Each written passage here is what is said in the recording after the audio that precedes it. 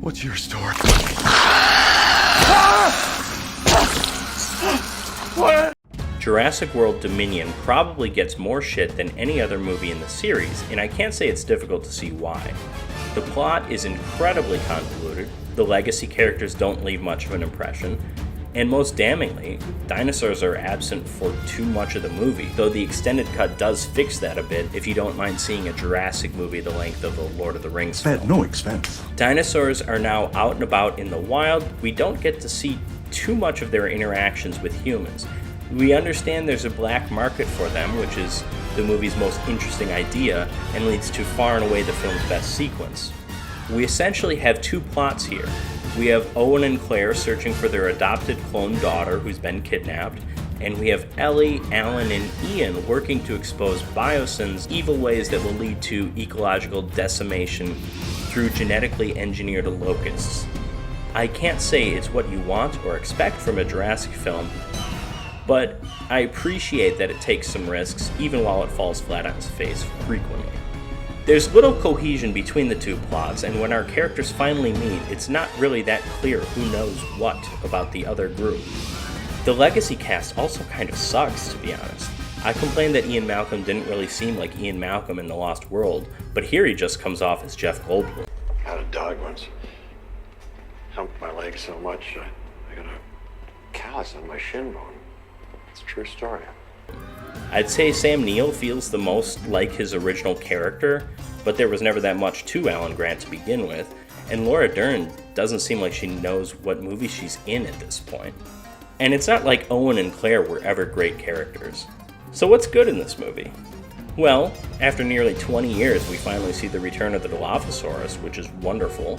Sure, we saw it as a hologram in Jurassic World, but this time it's properly featured. The effects are also excellent, with probably the best blending of CG and animatronics of the world films. And I love the amount of species we see.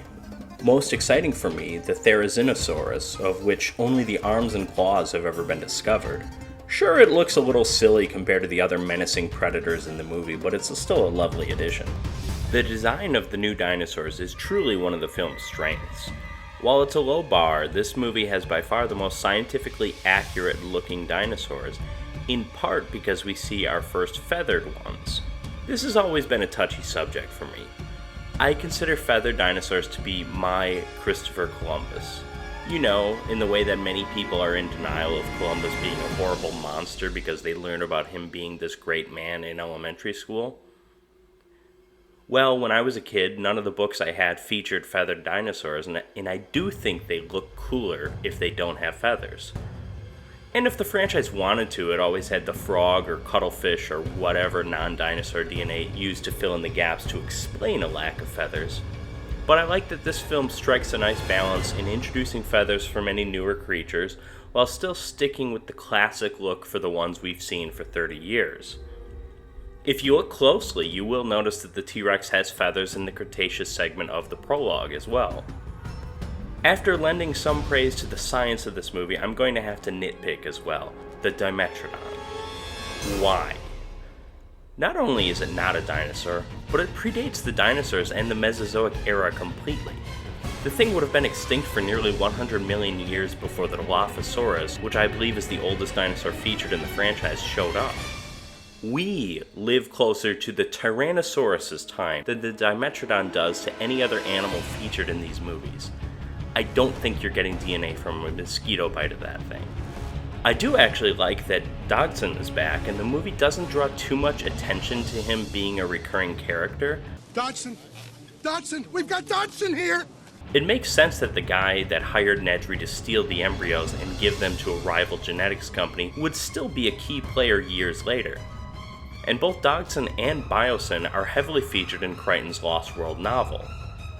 I also like that his death is an echo of Nedry's. Unquestionably though, the movie's at its best when it least resembles a Jurassic movie, with the black market action scene in Malta being the standout. It feels like a Mission Impossible or Bourne movie with dinosaurs, and it gets very creative and fun with how the animals are used. I really wish the movie could have had a lot more of this.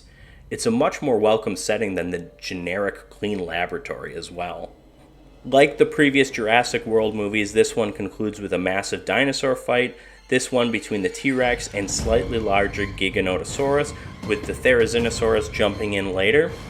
But unlike the previous two films, there's no real build-up to this. The Giganotosaurus T-Rex rivalry is sort of set up in the extended cut, but the T-Rex still comes out of nowhere to get involved at the end. And yes, it literally came out of nowhere in the original Jurassic Park 2, but it was a much bigger part of that plot. It is nice to have no real fictional dinosaurs here, but I hate that Henry Wu is redeemed. Sure, novel Wu never should have been treated the way that the Jurassic World films treated him, but I'm not ready to forgive him for the Indominus Rex, and I don't know why the franchise is. Fallen Kingdom had tried something a bit different, but was stupid and generic. This movie tries something a bit different and is far more ambitious. It still misses its mark just as often as it hits, and it's still stupid. I think the movie's a little overhated though, but in a sea of mediocre sequels, it doesn't stand out.